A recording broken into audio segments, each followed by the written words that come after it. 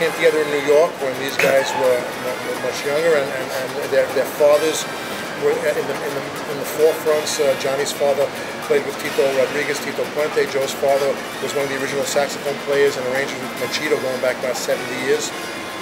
But now when we leave New York,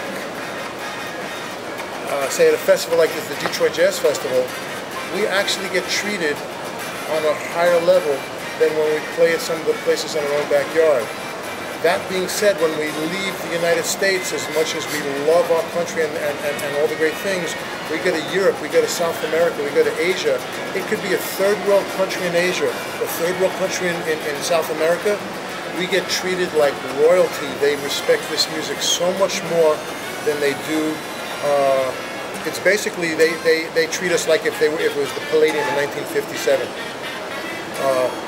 The fans in Colombia or Peru know every record that Johnny and Joe have been on.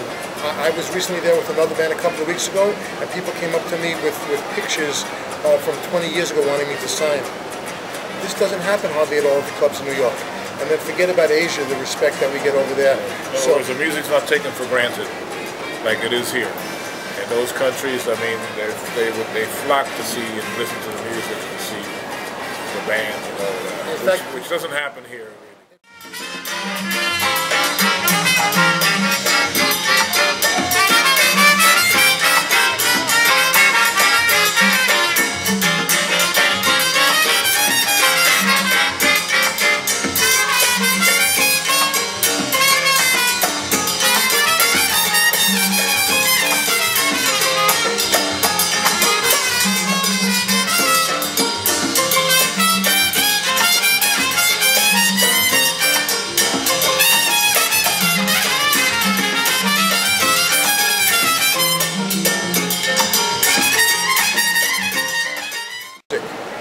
This is one of the few bands left, and you know, there's only a couple more years that we could do this, where we have guys in their 70s, in their 60s. I'm in my 50s. We have a couple of guys that are in their 30s, but most of the guys are, 99% of the guys are the veterans that actually played in that band. This is the only band of its kind playing, you know, the Palladium music that is not a ghost band. And that's one of the reasons why Joe said that sometimes people are in tears when they can't believe that we're still around.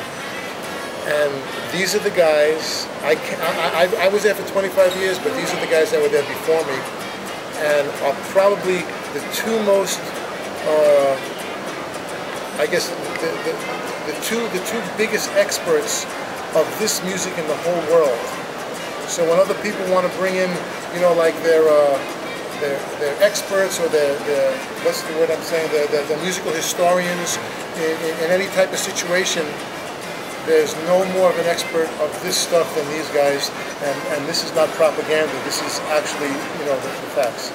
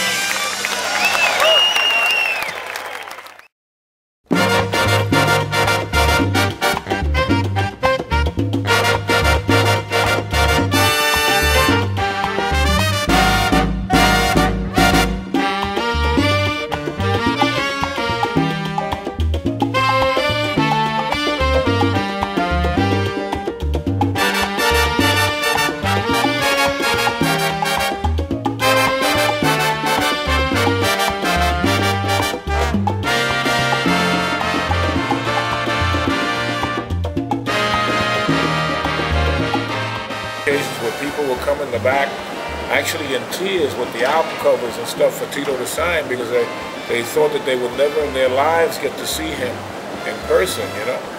And it goes back to, like, as I said, you know, in the States, people, they take it for granted. Yeah, you know, yeah, but you know. I'll see you today, I'll see you next week. Yeah, you see it, yeah, like Johnny said, see you today, see you next week, I'll catch you next month, you'll be here, but not in those places. In those places, it's like, it's almost as if the Beatles were coming. The last couple of years of Tito's life, we got a chance to break barriers before the wars broke out in Lebanon, we went to Beirut with the Syrian soldiers guarding the places. They wouldn't let me take pictures because and you also find about world history with bombed out buildings, and we played, you know, for some private people. When the war broke out in Yugoslavia and all the Balkan nations were separating, we were invited to go over there and play for people. I mean, people that you would never think would enjoy this music.